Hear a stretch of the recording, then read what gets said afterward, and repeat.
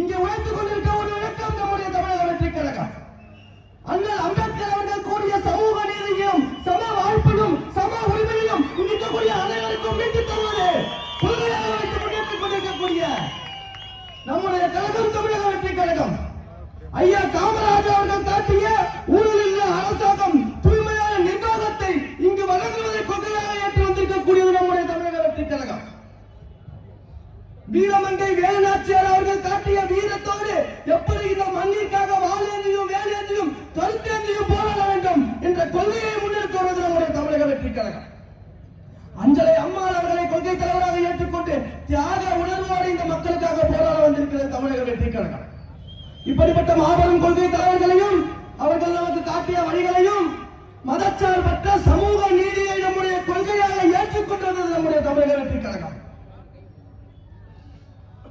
இங்க மதச்சார்பின்மைனா என்னன்னு இங்க ஆளக்கூடிய பாஜகவுக்கும் தெரியாது, திமுகவுக்கும் தெரியாது. ஏன்னா ரெண்டு பேருமே ஒண்ணுதான். மதச்சார்பின்மை நம்ம பேசுறோம். மதச்சார்பின்மைனா என்னன்னு நம்ம பேசணும். இங்கே யார் எந்த மதத்தின் மீது நம்பிக்கை கொண்டாலும், யாருக்கு எந்த கடவுள் நம்பிக்கை இருந்தாலும் அந்த மதத்தின் பால் அவர்கள் அந்த நம்பிக்கையோடு சுதந்திரமாக இங்கே வாழ வேண்டும், சகோதரத்துவத்தோடு இங்கே வாழ வேண்டும். அதே போல மதத்தின் மீது நம்பிக்கையே இல்லாதவர்களாக இருந்தாலும் அவர்கள் இங்கே சுதந்திரமாக சகோதரத்துவத்தோடு வாழ வேண்டும் என்பதுதான் மதச்சார்பின்மை. சமூக நீதி இங்கே சாதிவாரி பிரதிநிதித்துவத்தை வழங்கி அனைவருக்கும் சம வாய்ப்பு சம உரிமை வழங்கி இங்கே சமூக நீதி நிலைநாட்ட வேண்டும் என்ற குறிக்கோளை கொள்கையாக ஏற்று வந்தது நம்முடைய தமிழக வெற்றி கழகம்.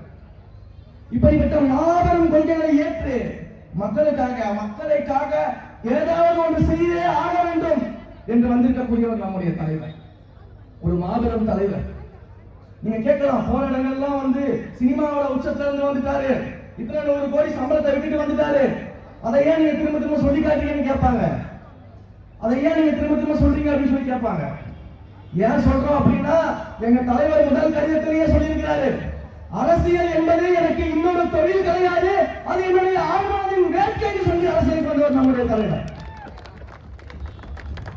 இங்க அரசியலை தொழிலாக வைத்திருக்கக்கூடிய திமுக அந்த தொழிலை பயன்படுத்தி ஒரு குடும்பம் மற்றும் வாழ்வதற்கு ஊழல் செய்து பிரித்துக் கொண்டிருக்க இந்த திமுகவிற்கு நம்ம எவ்வளவு தடவை கொள்கையை சொன்னாலும் காதுல விழாத மாதிரி கேட்டுட்டே தான் இருப்பாங்க. ஆனா நம்ம சொல்ல வேண்டிய இடம் பொதுமக்கள். பொதுமக்கள் நம்முடைய கொள்கையை விளக்கணும். அதற்காக தான் இந்த மாபெரும் கூட்டத்தை ஏற்பாடு பண்ணியிருக்கிறாங்க.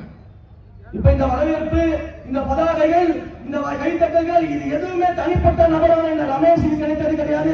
அனைத்தும் எங்களுடைய தலைவர் தளபதிக்கு கிடைத்தது.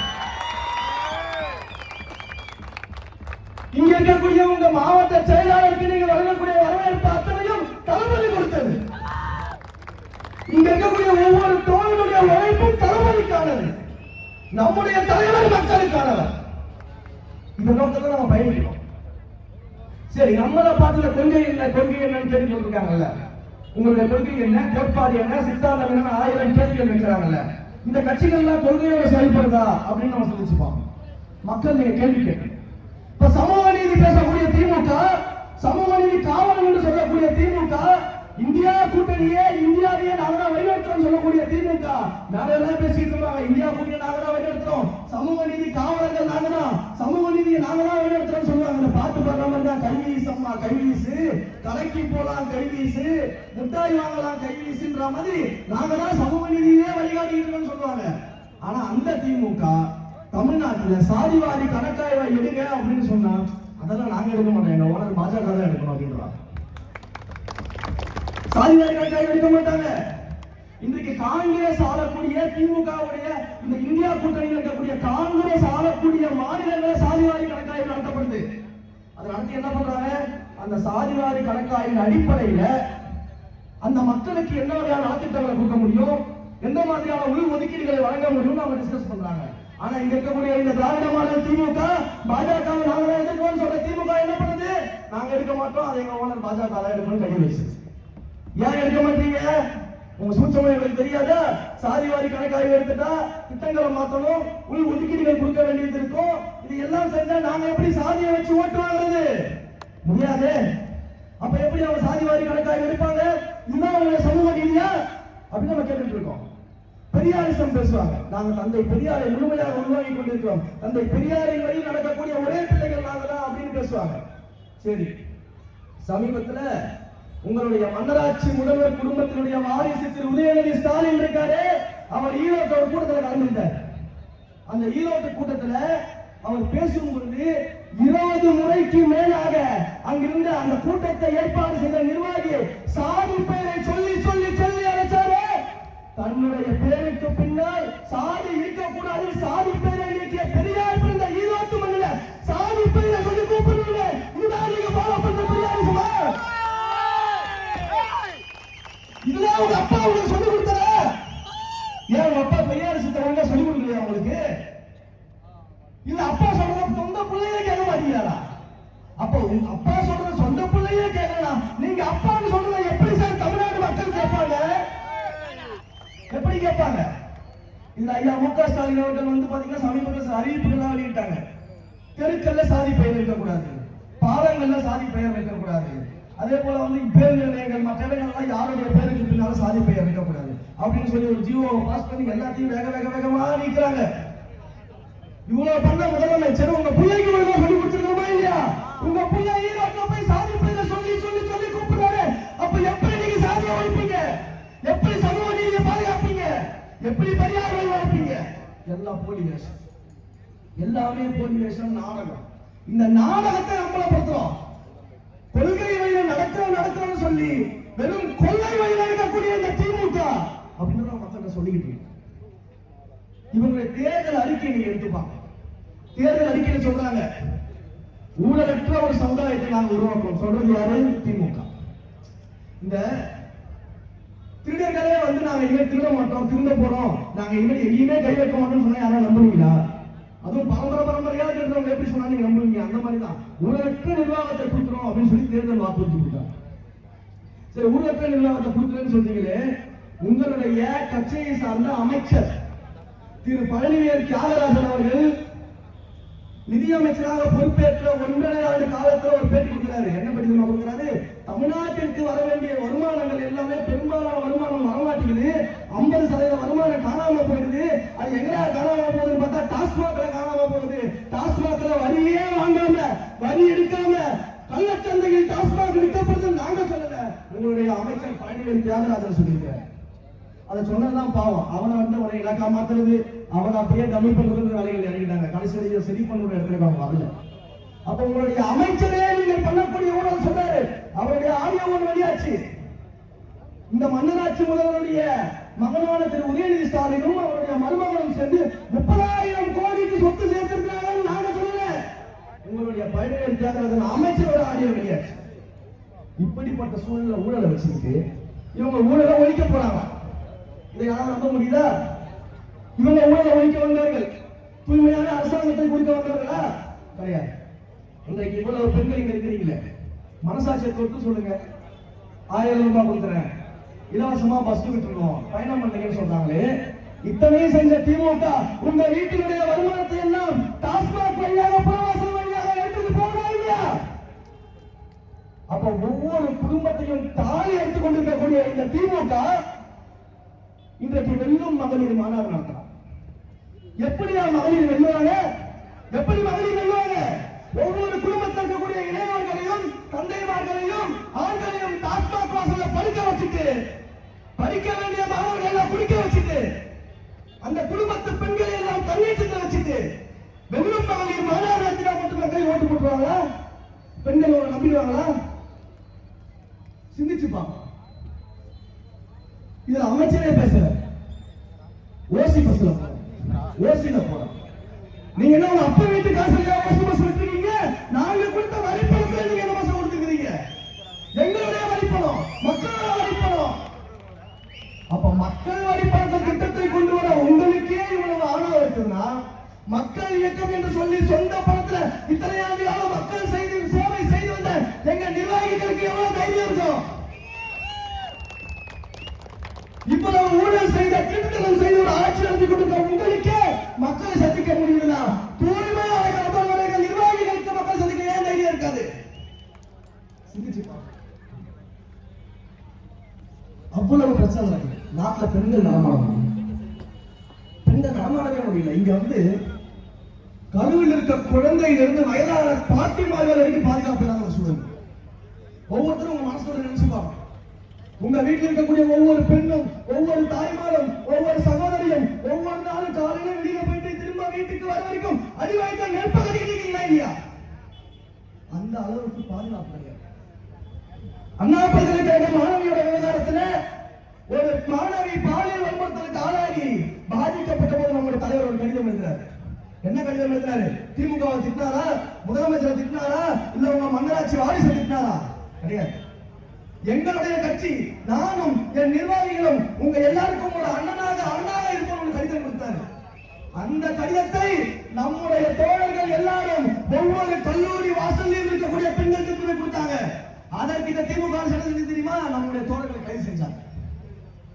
அந்த லெட்டரை கொடுக்க கூடாதுன்னு கைது செஞ்சாங்க. ஏன் பெண்களுக்கு அண்ணனாகவும் நாங்க நிக்கிறோம்? உங்களுக்கு என்ன பயம் வருது? நீங்க உங்க ஆட்சியில சட்ட ஒழுங்கை ஒழுங்காக பாதுகாத்திருந்தால், பெண்களுக்கு பாதுகாப்பு கொடுத்திருந்தால், நாங்க ஏன் கட்சி ஆதரிக்கிறோம்? நாங்க ஏன் போராடும்? அப்ப இதை பெண்கள் சிந்திச்சுப்பாங்க. இந்த சிந்தனைக்காக தான் நம்ம இந்த கூட்ட வேலையை நடத்துறோம். ஊழலை பத்தி பேசுறாங்கல்ல, இப்ப சமீபத்தில் ஒரு ஊழல் வருது. நீங்க எல்லாரும் பார்த்துருக்கீங்க. அமைச்சர் திரு கே.என். நேரு அவர்கள் இருக்கார்ல, அவர் மேல 1000 கோடி ரூபாய்க்கு ஊழல் வழக்கை சொல்லியிருக்கிறார். 1000 கோடி நினைச்சுப்பாங்க. ஆனா அவர் என்ன பண்ணிட்டு இருக்காரு? அவருடைய பிறந்த நாளுக்கு திருப்பதி உண்டியல்ல 44 லட்சம் ரூபாய் டொனேஷன் கொடுத்துட்டு இருக்காரு. அப்ப தமிழ்நாட்டில் நீங்க ஓட்டு கேட்கணும், தமிழ்நாட்டு மக்களுக்கு நீங்க ஓட்டு கேட்பீங்க, தமிழ்நாட்டு மக்களால எம்எல்ஏ ஆவீங்க, அமைச்சர் ஆவீங்க, தமிழ்நாட்டு மக்கள் சுரண்டுவீங்க, ஊழல் பண்ணுவீங்க.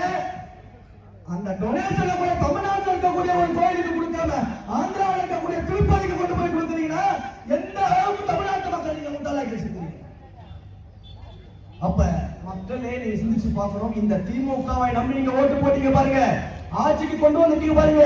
இந்த திமுக சொல்லிட்டு இருக்குது, நீங்க இந்த ஊழலை பண்ணிட்டு அமைச்சர் நேரு போல அமைச்சர் நேரு அவர்கள் எப்படி திருப்பதி உண்டியில போட்டு அமைதியா இருக்கிறாரோ, அது போல இன்னைக்கு மக்களை பார்த்து திமுக சொல்லிட்டு இருக்குது, ஏழு கோவிந்தா கோவிந்தா சொல்லிட்டு. இப்படிப்பட்ட ஊழல் ஆட்சி தான். இந்த ஊழல் ஆட்சிக்கு முடிவு கட்ட நம்ம என்ன பண்ணணும்? 2026 தேர்தல்ல உங்களுடைய வாக்குகள் மூலமாக இந்த திமுக ஆட்சிக்கு நீங்க சொல்லணும்,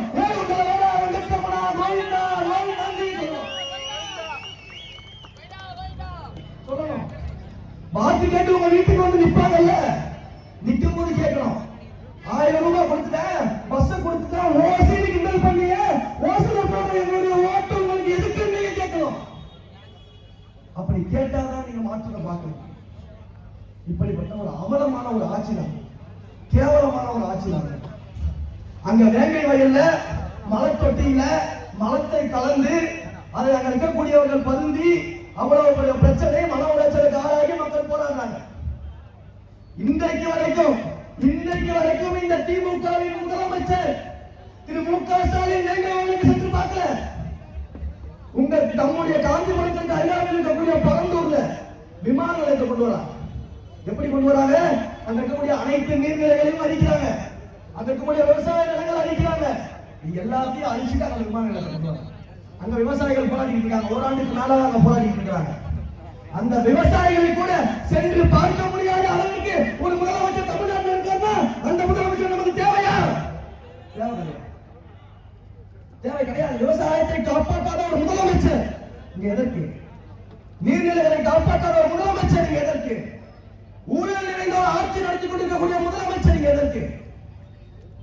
இதுல வேற வந்து திமுக 75 ஆண்டு காலம் பவள விழா கட்சி. 75 ஆண்டு காலம் என்ன பண்ணிட்டு இருக்கீங்க? அறிஞர் அண்ணா அவர்களிடமிருந்து என்றைக்கு திமுக திரு கருணாநிதி அவர்களின் கைகளில் சென்றதோ அன்றையிலிருந்து இன்றைக்கு வரைக்கும் ஊழல் ஊழல் ஊழல் ஊழல் ஊழலை மட்டுமே செய்து கொண்டிருக்கக்கூடிய ஒரு கட்சியாக திமுக இருக்கு. அன்றைக்கு புரட்சியாளர் எம்ஜிஆர் அவர்கள் இந்த ஊழல்வாத கட்சிக்கு எதிராக ஒரு இயக்கத்தை தொடங்கி அவர் உயிரோடு இருக்கும் வரை இந்த திமுக ஆட்சி அதிகாரிக்கு வரவிடாம செய்தார். இன்னைக்கு எழுதி வச்சுக்கோங்க, 10 ஆண்டுகள் கிடையாது. புரட்சி தலைவர் எம்ஜிஆர் அவர்கள் எப்படி 10 ஆண்டுகளுக்கு மேலாக உங்களுடைய ஆட்சி அதிகாரத்திற்கு வரவிடாமல் செய்தாரோ, எங்களுடைய தலைவர் தளபதி அவர்கள் பர்மனன்ட் ஆட்சி அதிகாரத்தில் வரவிடாமல் செய்வார். காலத்துல கிடையாது, பர்மனண்டா நீங்க வீட்டுல தான். இத சமத்துவம் பேசுறாங்க. சமத்துவம் பேசுற என்ன சமத்துவம் இருக்கு? உங்க இந்த கட்சியை பொறுத்த கட்சிக்குள்ள நாங்க கட்சியில வேலை பண்ணிட்டு போறோம். உங்களுடைய ஆட்சியில கூட உங்க குடும்பத்துல எப்படி இந்த திமுகவுடைய ஆட்சியை நீங்க எடுத்து பாத்தீங்கன்னா, கோபாலபுரத்துல பிறந்திருந்தா மட்டும்தான் முதலமைச்சர் ஆகும். கோபாலபுரத்தை தாண்டி இல்ல கோபாலபுரத்திலே கலைஞர் வீட்டுக்காக பக்கத்து வீட்டுல பிறந்தா கூட முதலமைச்சர் ஆக முடியாது. அப்படிப்பட்ட ஒரு கட்சி, அப்படிப்பட்ட ஒரு ஆட்சி. ஆனா அதுலயும் நீங்க ஒரு சிந்திச்சு பார்க்கணும். ஐயா கலைஞர் அவர்கள் காலத்திலிருந்து ஒரு பெண்ணாக இருந்து அரசியலில் பயணித்து வரக்கூடிய அக்கா கனிமொழியை கூட துணை முதலமைச்சர் ஆக்க மாட்டாங்க. அவர்களுடைய ஆண் வாரிசை மட்டும்தான் துணை முதலமைச்சர் ஆக்குவாங்க. இதுதான் சமத்துவமா? ஆனா எங்களுடைய தலைவர் எங்களுடைய கட்சியில சரிபாதி பொறுப்புகளை அக்கா போல வீர பெண்மணிகளுக்கு கொடுத்து அறிவு பார்த்திருக்காரு. அதுதான் சமத்துவம், அதுதான் சமத்துவம். அப்போ உங்க வீட்டுக்குள்ளேயே சமத்துவம் இல்லை, நீங்க எப்படியா நாட்டுல சமத்துவத்தை உருவாக்குவீங்க? இதுதான் நம்ம கேள்வி. இதுல யாரை பார்த்தாலும் பாஜக மீட்டிங், திமுகவை எடுத்து பேசிட்டா பாஜகவோட மீட்டிங், இது முதலமைச்சரை பத்தி ஏதாவது பேசிட்டா பாஜக மீட்டிங். சரி, யாரை சொல்றாங்க நம்மளும் கவனிச்சுக்கிட்டே வரோம். இவங்க சொன்ன ஆட்கள் எல்லாம் எடுத்து பாருங்க. ஐயா கமலஹாசன் அவர்கள் கட்சி தொடங்கினார் 2021. அவர் தொடங்கின உடனே இதே திமுக அமைச்சர்கள் சொன்னாங்க, திரு கமலஹாசன் அவர்கள் பாஜகவோட பி டீம், அவர் பாஜகவோட பின்புலத்திலிருந்து வராருன்னு சொன்னாங்க. இன்னைக்கு அந்த கமலஹாசன் எங்க இருக்கிறாரு? திமுக நாடாளுமன்ற உறுப்பினராக இருக்கிறார். அதே 2021 அவர் டிவி ரிமோட் எல்லாம் டார்ச் லைட் வச்சு போட்டு அடிச்சு உடைச்சாரு. எல்லாரும் பார்த்துருக்கீங்க வீடியோலாம். ஊழல் சொல்லிட்டு டார்ச் எடுத்து டிவி அடிச்சு உடைச்சு வீடியோ போட்டாரு. இன்னைக்கு அந்த டிவி கையை தான் ரிமோட் எடுத்து திருப்பி வச்சு இன்னைக்கு திமுக. அப்ப அன்னைக்கு பாஜக பி டீம் சொன்ன கமலஹாசன் இன்னைக்கு திமுக மூலமாக நாடாளுமன்ற உறுப்பினராக இருக்காரு. அப்ப உண்மையான பாஜக கைகூலி திமுக தானே. அடுத்தது, இன்றைக்கு திமுகவுடைய கூட்டணி கட்சியாக இருக்கக்கூடிய கம்யூனிஸ்ட் கட்சி, அந்த கம்யூனிஸ்ட் கொள்கையின்படி தோழர் பாலகிருஷ்ணன் அவர்கள் இருக்காங்க, மிக மூத்த அரசியல்வாதி. அவர் சொன்னாரு, இந்த சமுதாயத்துல எங்களால போராட முடியல, குறிப்பாக நாங்க போராட்டங்களுக்கு அனுமதி கேட்டா கிடைக்க மாட்டேங்குது, திமுக அதிகாரிகள் அனுமதி கொடுக்க மாட்டாங்க, இங்க அறிவிக்கப்படாத ஒரு எமர்ஜென்சி இருக்கிறோ என்ற சந்தேகம் வருது அப்படின்னு அவர் பேசியிருந்தாரு. கூட்டணி வெளிப்படையா உண்மையை பேசிட்டாரு. உடனடியா அடுத்த நாள் காலையில முரசொலி எழுதுறாங்க.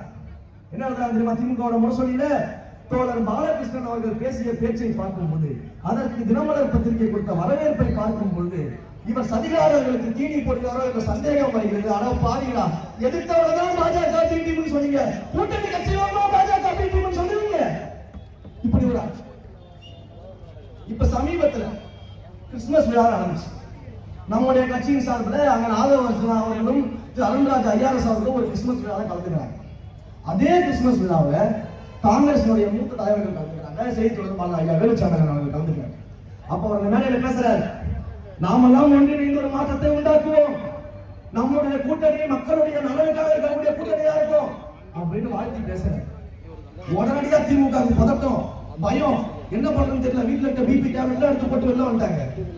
என்ன அப்படின்னா, இவ்வளவு நாளா கை எங்கேயும் போவாதுன்னு சொல்லிட்டு இருந்தாங்களே, இப்ப அதே கை என்னடா மேலே நம்ம எல்லாம் ஒரே ஆட்கள், நம்ம எல்லாம் ஒரு கூட்டணி மக்களுக்கான கூட்டணி பேசிட்டு இருக்கிறாங்களே, என்ன பண்றது அப்படின்னு திமுக இணையதள உடன்பிறப்பு 200 ரூபாய் வாங்கிட்டு ஃபுல்லா அவங்களும் பேசிட்டு இருப்பாங்க.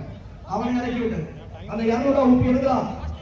இந்த பாஜக நம்ம இந்த பாஜகவை போலதான் காங்கிரஸும், காங்கிரஸை ஒரு காலமும் நம்ம நம்பக்கூடாது, காங்கிரஸ் மேலேயே பாஜக பீட்டி உத்தரவு. ஆனா பாருங்க, எதிர்க்கிறவங்களாலதான் பாஜக பீட்டிங் உத்தரவு கொடுத்துருக்கீங்க. கூட்டணி இருக்கக்கூடிய கட்சிகள் மேலேயும் பாஜக பீட்டிங் கொடுத்துருக்கீங்க. அண்ணன் திருமாவளவன் அவர்களுக்கும் நாளைக்கு இதே நிலவரம் வரும். ஒருவேளை திமுக எதிர்த்து பேசுறதா அவரையே பாஜக பீட்டிங்கா மாத்திடுவாங்க. அப்படிப்பட்ட நிலையில் இருக்கக்கூடிய இந்த திமுக நம்மளை பார்த்து பாஜக பீட்டிங் சொல்றாங்க. திரு உதயநிதி அவர்களுக்கு சுற்றி ஒரு இடி வளையம் வருது. அவர் மேல ஊழல் இருக்குது, ஏதோ சம்திங் ஊழல் இருக்கு, நிறைய ப்ரொடியூசர்ஸ் தான் இருக்காங்க, அதெல்லாம் நாங்க வளைக்கணும் சொல்லி இடி வளையத்தை சுற்றி வரும்பொழுது முதலமைச்சர் ஆளக்கலாம். சென்னையில தேடி பார்க்கறோம், கோட்டையில தேடி பார்க்கறோம், கோபாலபுரத்தை தேடி பார்க்கறோம், ஆளக்கலாம். எங்கடா இருக்காருன்னா டெல்லியில இருக்கு. எதுக்கு சார் டெல்லிக்கு போறீங்க அப்படின்னா, நித்தி ஆயோக் கூட்டத்துக்கு போறேன், நான் தமிழ்நாட்டுடைய நிதியெல்லாம் மீட்டு கொண்டு வர போறேன், உரிமைகளை மீட்டு கொண்டு வர போறேன்.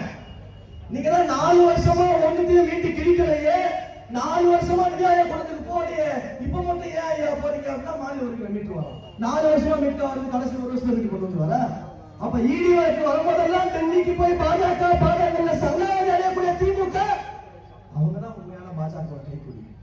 அதை நம்ம புரிஞ்சுக்கணும், நல்லா யோசிச்சு பார்க்கணும். நம்முடைய தமிழக வெற்றி கழகம் வருவதற்கு முன்பாக இந்த திமுக தமிழ்நாட்டு அரசியலில் வைத்த ஒரு முக்கியமான விஷயம் தெரியுமா? பாஜகவை தமிழ்நாட்டிற்குள் நுழைய விடாமல் தடுக்கும் ஒரே சக்தி திமுக தான். நாங்க தான் தடுக்கிறோம், நாங்க தான் வாட்ச்மேன், நாங்க தான் செக்யூரிட்டி. உள்ள வந்தா பாஜக தடுத்துவோம். அவங்களுக்கு பூச்சாண்டி காட்டி ஆக்ஷன் ஜெயிச்சுட்டு வந்தாங்க. நம்முடைய தமிழக வெற்றி கழகத்தின் தலைவர் அவர்கள் வந்தாரு, மேலே ஏறினாரு, கொள்கை எதிரி பாஜக, அரசியல் எதிரி திமுக சொன்னாரு, பாசிச பாஜக, பாரத திமுக சொன்னாரு, திமுக ஊழலே பாஜக சொன்னாரு. இந்த உண்மை வெளிப்பட்ட உடனே நம்மளால பாஜக அடிச்சாரு. இப்படிப்பட்டவர். அப்போ நம்முடைய தலைவருடைய அரசியல் வருகை எதையெல்லாம் மாற்றிக் கொண்டிருக்கிறது அப்படின்னு நம்ம பார்க்க வேண்டிய மன்னராட்சி இப்ப நான் பேசினேன்ல, உடனே இருக்கக்கூடிய திமுக கோவம் வரும். இதை டிவியில பார்க்க திமுக கோவம் வரும். மக்களால் வாக்களிக்கப்பட்டு தேர்ந்தெடுத்து ஒருத்தரை பார்த்து நீங்க எப்படி மன்னராட்சி சொல்ல முடியும்? மக்கள் தானே ஓட்டு போட்டாங்க, மக்கள் தேர்ந்தெடுத்தானே எம்எல்ஏ ஆனாங்க, எப்படி நீங்க மன்னராட்சின்னு சொல்லுவீங்க? நாங்களா சொன்னோம்? உங்க அமைச்சர் துரைமுருகன் தான் சொன்னாரு, நாங்க சொல்லலையே. உங்களுடைய அமைச்சர் துரைமுருகன் பேசுறாரு, மூத்த அரசியல்வாதி, அவர் பேசுறாரு, எப்படி ராஜராஜ சோழன் இருக்கும் போது ராஜேந்திர சோழன் புகழ் பெற்றாரோ அதுபோல முக ஸ்டாலின் இருக்கும் போது உதயநிதி ஸ்டாலின் புகழ் பெறுவாருன்னு ஒரு ஊமைக்கு கூட மன்னராட்சியை வச்சு பேசிட்டு இருக்க மன்னராட்சி குடும்பம் நீங்க. நாங்க சொல்லல, உங்க அமைச்சர் சொல்ல.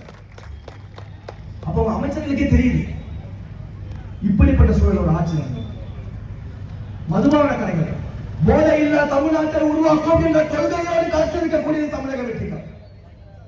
அதே திமுக 2016 தேர்தல் வாக்குறுதி கொடுக்கிறாங்க. என்ன வாக்குறுதி கொடுத்தாங்க?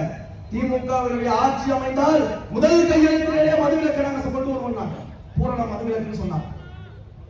அந்த எலெக்ஷன் தோற்றாங்க. எனக்கு தெரியும் யார் எதை சொன்னா செய்வாங்கன்னு மக்களுக்கு தெரியாதா, உடனே தோற்றாங்க. 2021 நம்ம ஜெயிச்சிட்டாங்க. அந்த ஜெயிப்புக்கு முன்னாடி, அந்த வெற்றிக்கு முன்னாடி பாத்தீங்கன்னா கொரோனா காலகட்டம் வந்துச்சு, எல்லாருக்கும் தெரியும். நீங்க அப்படியே ஒரு செகண்ட் யோசிச்சு பார்க்கணும். கொரோனா காலகட்டத்துல திமுக முதலமைச்சர், அவர் குடும்பத்தில் இருக்கக்கூடிய உதயநிதி ஸ்டாலின், அம்மா கனிமொழி எல்லாம் வீட்டு வாசல்ல வந்து நின்று கருப்பு கொடியை கையில வச்சுட்டு எடப்பாடி அவர்கள் எதிர்த்து சொல்லிட்டு இருந்தாங்க, டாஸ்மாக மூடுங்க, கருப்பு கொடி காமிச்சிட்டு இருந்தாங்க. இப்ப உங்களுடைய ஆட்சி தானே டாஸ்மாக மூட வேண்டியதானே, ஏன் மூட மாட்டீங்க? இதை உதயநிதி கிட்ட கேட்கிறாங்க. 2016 தேர்தலில் வாக்குறுதி கொடுத்தீங்களே, முதல் கையெழுத்த டாஸ்மாக மூடுவோன்னு, இப்ப ஆட்சியில் இருக்கீங்களே, ஏன் மூட மாட்டீங்க அப்படின்னு கேட்டா, அது போன வாரம், நான் சொல்றது இந்த வாரம். நாங்க 2016 வாக்குறுதி கொடுத்தோம், இப்பவா கொடுத்தோம் அப்படின்னு கேட்கிறேன். அப்ப எந்த அளவுக்கு மக்கள் மேல அக்கறை இருக்குன்னு. இதே திமுக அதிமுக செந்தில் பாலாஜி அவர்கள் இருக்கும் பொழுது அவரை மிகப்பெரிய ஊழல்வாதின்னு சொல்லி, அவரை போல ஒரு ஊழல்வாதியை உலகத்திலேயே பார்க்க முடியாதுன்னு சொல்லி அவர் மேல ஊழல் பேசுற திமுக, அதே செந்தில் பாலாஜி திமுகவுக்கு வந்தவனே மகாத்மா ஆகிட்டாங்க. உண்மையிலேயே எனக்கு மகாத்மாவோட அர்த்தமே மறந்துச்சு. எனக்கெல்லாம் படிக்கிற போது மகாத்மானா ஐயா காந்தி அவர்கள் சொல்லுவாங்க, தூய மனிதர்களை சொல்லுவாங்க, தியாகினா ஐயா காமராஜரை சொல்லுவாங்க, விடுதலைக்காக போராடியவர்கள் சொல்லுவாங்க, இந்த தமிழ் மண்ணுக்காக உயிர் நீத்தவர்கள் சொல்லுவாங்க, இந்த மொழிக்காக போராடியவர்கள் சொல்லுவாங்க, பாட்டலுக்கு மேல 10 ரூபாய் வச்சு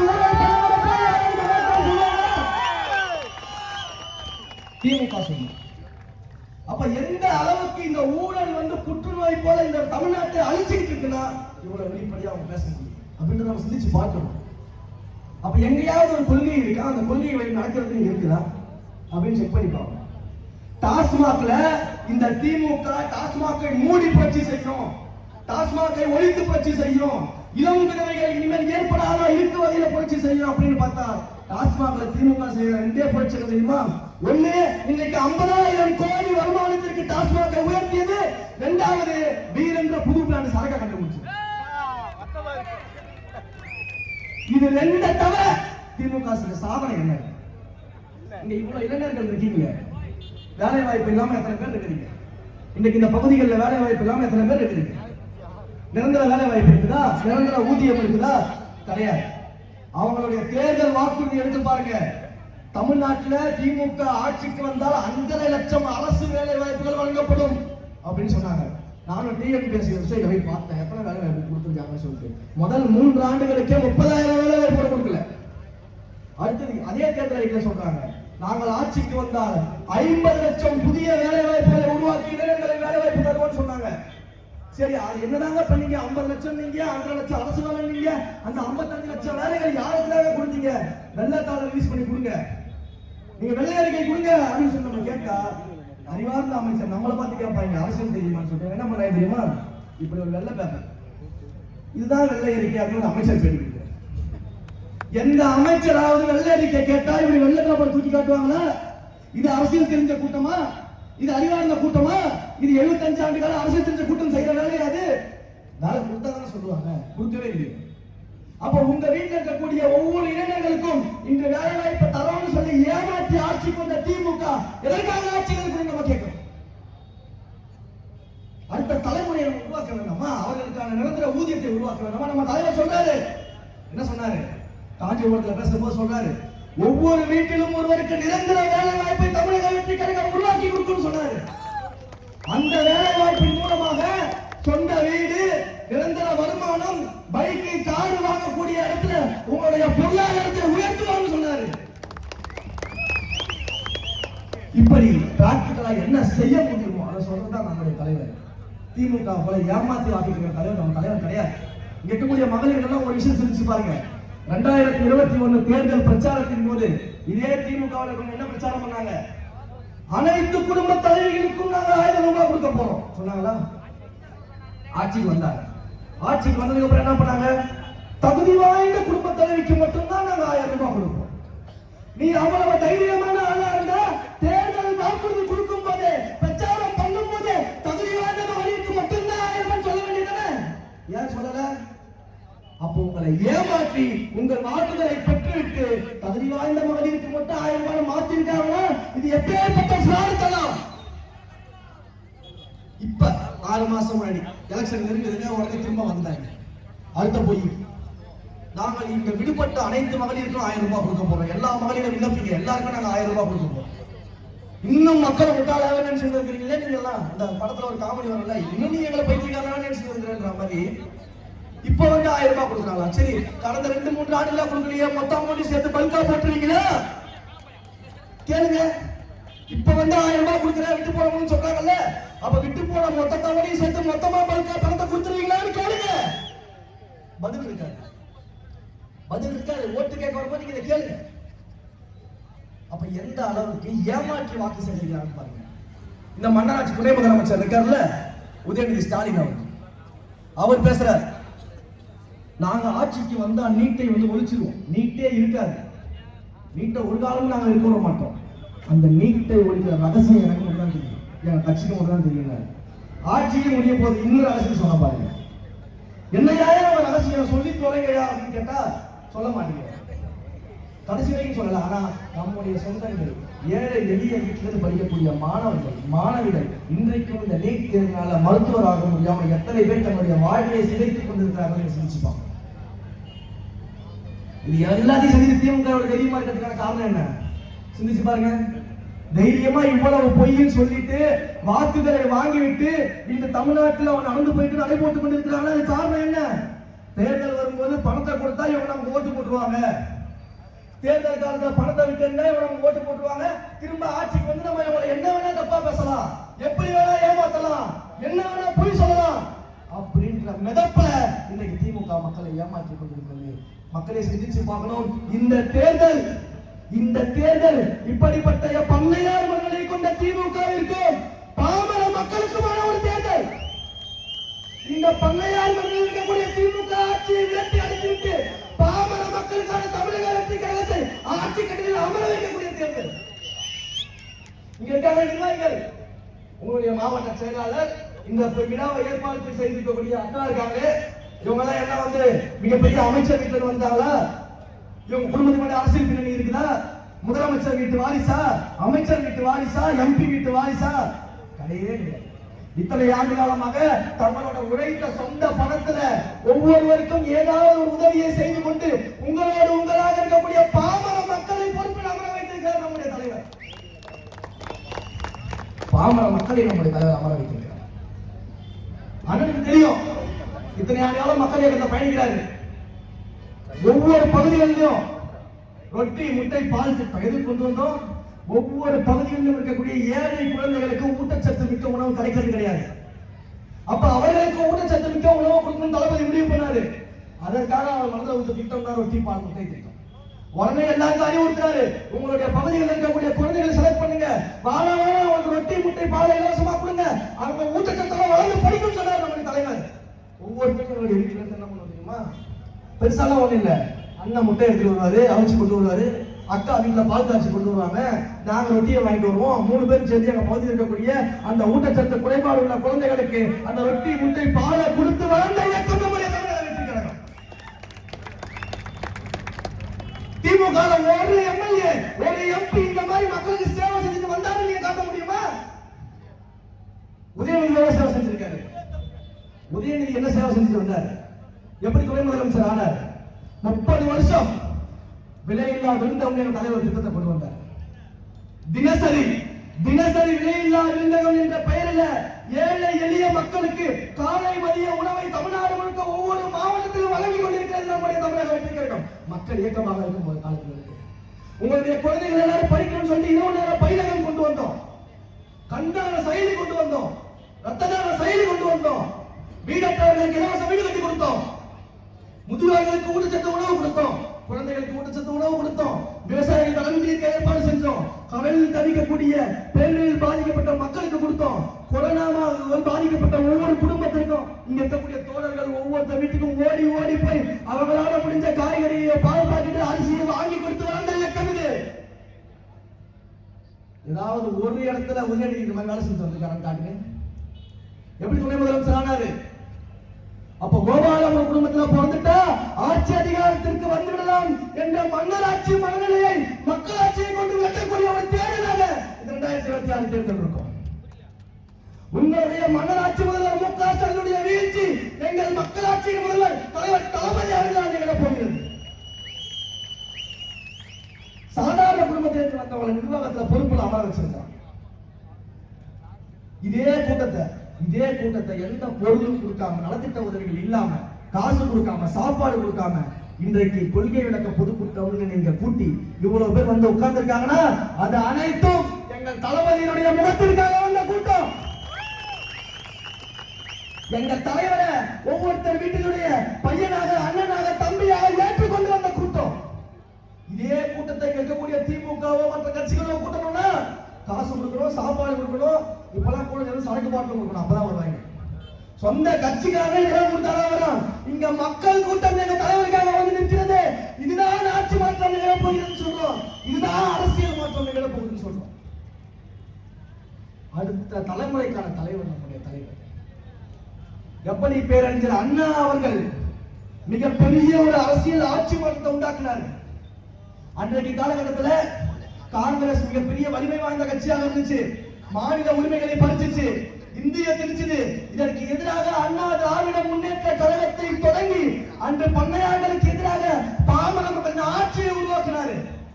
புரட்சி தலைவர் எம்ஜிஆர் அவர்கள் அன்றைக்கு இந்த ஊழல்வாத திமுக அரசை எதிர்த்து ஒரு தூய்மையான அரசை உருவாக்க வேண்டும் என்று ஆட்சி மாற்றத்தை கொடுத்தார்.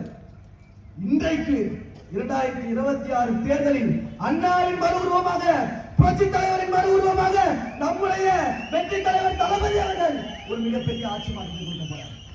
அந்த ஆட்சி மாற்றமாக மட்டும் இருக்காது, ஆக சிறந்த அரசியல் மாற்றமாக. அதனால களத்திலேயே இல்லாதவங்களை பற்றி நம்ம கவலைப்பட வேண்டாம். நம்ம தலைவரே சொன்னது பிறகு அவளை பற்றி நீங்க கவலைப்படுறீங்க. ஒரே விஷயம் தான் தெரிஞ்சுக்கோங்க, களத்திலேயே இல்லைன்றத விட திமுக உடைய அழியும் போது எல்லாம் சேர்த்து அழிஞ்சிருவாங்க, கவலைப்படாதீங்க. எனவே இந்த 2026 தேர்தலில் இந்த திராவிட மாடல், நாடக மாடல், ஊழல் மாடல் திமுகவின் ஆட்சியை அகற்றிவிட்டு தமிழக வெற்றி கழகத்தின் தூய அரசியலை, இந்த தீய சக்திக்கு எதிராக தமிழக வெற்றி கழகம் என்னும் தூய சக்தியை ஆட்சி கட்டையில் அமர வைக்கக்கூடிய தேர்தல் நமக்கு வந்து கொண்டிருக்கிறது. உங்க எல்லாருக்கிட்டையும் நான் ஒரே ஒரு வேண்டுகோள் தான் வைக்கிறேன். நம்முடைய தலைவர் இந்த செய்யார் தொகுதியிலும் வந்தவாசி தொகுதியிலும் யாரை வேட்பாளராக நிறுத்துகிறார்களோ அவர்களை வெற்றி பெற வைத்து சட்டமன்றத்திற்கு அனுப்ப வேண்டியது உங்களுடைய பொறுப்பு. சட்டமன்றத்திற்கு அனுப்ப வேண்டியது உங்களுடைய பொறுப்பு. உங்களுக்கு தேவையான அனைத்தும் உங்கள் வீடு தேடி வந்து சேரும் என்பது எங்களுடைய பொறுப்பு. அதை நாங்க பார்த்துக்கிறோம். இதை மக்களிடம் எடுத்து சொல்லி 2026 நம்முடைய மக்கள் முதல்வர் தளபதி அவர்கள்